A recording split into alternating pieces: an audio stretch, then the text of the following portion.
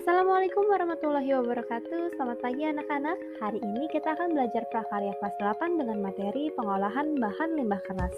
Silakan dipelajari materi hari ini dengan baik karena di akhir video akan ada latihan soal yang harus kalian kerjakan. Let's get started. Apakah yang dimaksud dengan limbah keras? Limbah keras adalah limbah yang berwujud keras, padat, tidak mudah berubah bentuk, tidak mudah diolah, dan tidak mudah terurai dalam tanah. Limbah keras ini relatif sulit terurai dan mungkin beberapa bisa terurai tetapi memerlukan waktu yang lama. Limbah keras terbagi menjadi dua jenis, yaitu limbah keras organik dan limbah keras anorganik.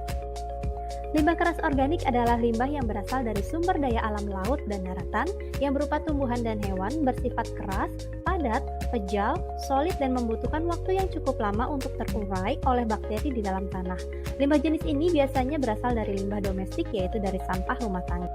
Contoh limbah keras organik adalah sisa-sisa makanan, tempurung kelapa, dedaunan, kulit pohon, kulit telur, dan lain sebagainya.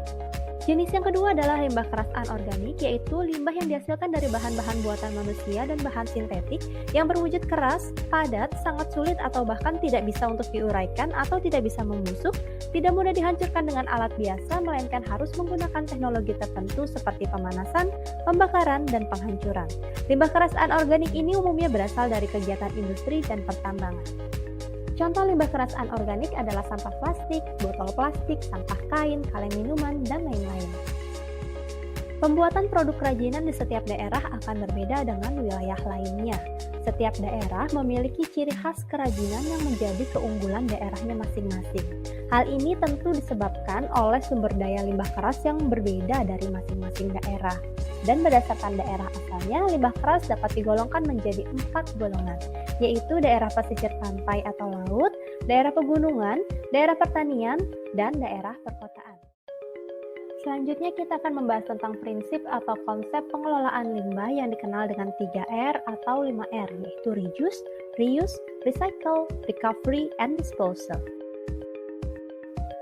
Prinsip pengelolaan yang pertama adalah reuse atau mengurangi, yaitu mengurangi produksi limbah dari awal, seperti dengan membawa sendiri kantung belanja atau menggunakan produk yang bisa digunakan berulang kali. Prinsip yang kedua adalah reuse atau menggunakan kembali, yaitu menggunakan kembali material yang bisa dan aman untuk digunakan kembali, salah satunya dengan cara membuat kerajinan tangan atau proses upcycle. Prinsip yang ketiga adalah recycle, yaitu mendaur ulang limbah dengan cara meleburkan, mencacah, melelehkan untuk dibentuk kembali menjadi produk baru yang dapat digunakan lagi, tetapi pada umumnya mengalami penurunan kualitas. Yang keempat adalah recovery atau pemulihan. Saat tidak bisa didaur ulang, maka akan dicari jalan untuk menghasilkan energi atau material baru dengan memproses sampah-sampah yang tidak bisa didaur ulang tersebut. Prinsip yang terakhir adalah disposal atau pembuangan. Limbah produk sisa dari proses recovery yang umumnya berupa abu atau material sisa lainnya dibawa ke TPA atau tempat pembuangan akhir untuk diolah dan diproses agar tidak merusak lingkungan. Oke, sekarang kita masuk ke penugasan. Ada 2 tugas yang harus kalian kerjakan pada materi kali ini. Tugas yang pertama, kalian diminta mengamati gambar-gambar jenis bahan limbah keras di bawah ini, menuliskan nama limbahnya, lalu mengelompokkannya ke dalam limbah keras organik atau anorganik. Ada 10 soal yang perlu kalian jawab pada tugas 1 ini. Kalian bisa kerjakan soal-soalnya di buku tulis, lalu kirimkan fotonya ke GCR. Ini adalah soal nomor 6, 7, dan 8 pada tugas 1. Silahkan diamati gambarnya baik-baik. Dan ini adalah soal nomor 9 dan 10. Pada soal nomor 10 sudah Miss beritahu bahwa nama limbahnya adalah sisik ikan. Untuk tugas yang kedua, kalian juga diminta untuk mengamati gambar-gambar lalu menentukan jenis bahannya dan menentukan proses apa sih yang terjadi dari gambar tersebut, apakah reuse, atau recycle. Tugas kedua ini juga terdiri dari 10 soal yang harus kalian kerjakan di buku tulis, dikirimkan fotonya nanti ke GCR. Untuk soal nomor 3, gambar yang dijadikan fokus adalah sedotan stainless steel. Ini adalah soal nomor 5, 6, dan 7 pada tugas yang kedua. Silahkan kalian amati gambarnya dengan baik.